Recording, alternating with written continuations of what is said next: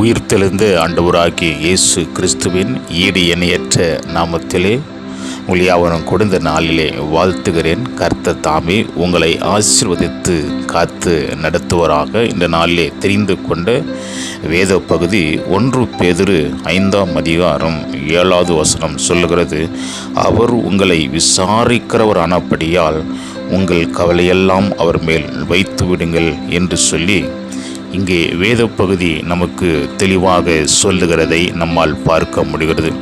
இயேசு ஆண்டவர் நம்மை விசாரிக்கிறார் என்று சொல்லி இங்கே பேதுரு நமக்கு அழகாக சொல்லுகிறதை நம்மால் பார்க்க முடிகிறது. ஒருவேளை இந்த வார்த்தை நீங்கள் கேட்டுக்கொண்டிருக்கிற எனது அன்புக்குரியவர்களே, ஒருவேளை உலகம் உன்னை தள்ளி இருக்கலாம், உறவுகள் உன்னை தள்ளி இருக்கலாம், உங்களை விசாரிக்காமல் போயிருக்கலாம், உங்களை உதாசனப்படுத்திருக்கலாம், உங்களை புறக்கணித்து இருக்கலாம். ஆனால் ஆண்டவர் சொல்லுகிறார், அவர் உங்களை விசாரிக்கிறவராய் இருக்கிறபடினாலே நீங்கள் உங்களை கவலையெல்லாம் அவர் மேல் வைத்து விடுங்கள், உங்களை பாரமெல்லாம் அவர் வைத்து ஏன்னு சொல்ல இயேசு சொல்லுகிறார், நான் உங்களை விசாரிக்கிறவராய் இருக்கிறவமாக, நான் உங்களை விசாரிக்கிறவராய் இருக்கிறேன், நான் உங்களை ஆறுதல் படுத்துகிறவராய் இருக்கிறேன், உங்களை தேற்றுகிறவராய் இருக்கிறேன், உங்கள் கண்ணீரை துடைக்கிறவராய் இருக்கிறேன், நாங்களே விசாரிக்கிறேன், எப்படி இருக்கிற, நல்லா இருக்கிறான்னு விசாரிக்கிறேன், உங்களை நிலையெல்லாம் பார்த்து நான் விசாரிக்கிறேன்னு சொல்லி இயேசுவோட நம்மை விசாரிக்கிறார் என்று சொல்லி துக்கமெல்லாம் மாற்றும்படியாய் விசாரிக்கிறார், பாடுகளெல்லாம் நீக்கும்படிக்காய் விசாரிக்கிறார்.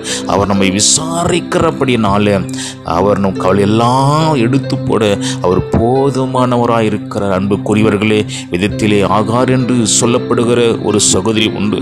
அந்த சகோதரி கணவனால் துரத்தப்பட்டு வனாந்தரத்திலே வந்து அழுது புலம்பி தேவாதிய தேவனை நோக்கி பார்த்து ஒரு புலம்பின மாத்திரத்திலே அவர் என்னை விசாரிக்கிற தேவன் என்று சொல்லி அறிந்து, அவர் என்னை விசாரிக்கிற கர்த்தர் என்று சொல்லி என் கவலையெல்லாம் அவரிடத்திலே சொல்லவே என்று சொல்லி, என் பாரமெல்லாம் அவரிடத்திலே சொல்லவே என்று சொல்லி, என் உள்ளத்தில் எல்லாவற்றிடத்தில் என்னை ஊற்றி விடுவேன் என்று சொல்லி கண்ணீரோடு கூட, பாரத்தோடு கூட, வேதனையோடு கூட, போராட்டத்தோடு கூட, எல்லாவற்றையும் எனக்கு நம்பியிருந்த மனிதனை கைவிட்டு விட்டார்களே, என்னை விசாரிக்க ஒருவரும் இல்லையே என்று சொல்லி அந்த சகோதரி வனாந்தரத்திலே அழுது புலம்பி கர்த்தரை நோக்கி முறையிட்ட மாத்திரத்தில் அவர் விசாரிக்கிறார். இறங்கி வந்து ஒரு தூதனை அனுப்பி அந்த சகோதரிக்கு ஒரு ஆறுதலான வார்த்தை சொன்னது போல, அவரை விசாரித்தது போல, கர்த்தர் வாக்கை கொடுத்தது போல, கர்த்தர் வாக்கை அருளியது போல உங்களுக்கும் கர்த்தர் வாக்கை அருளி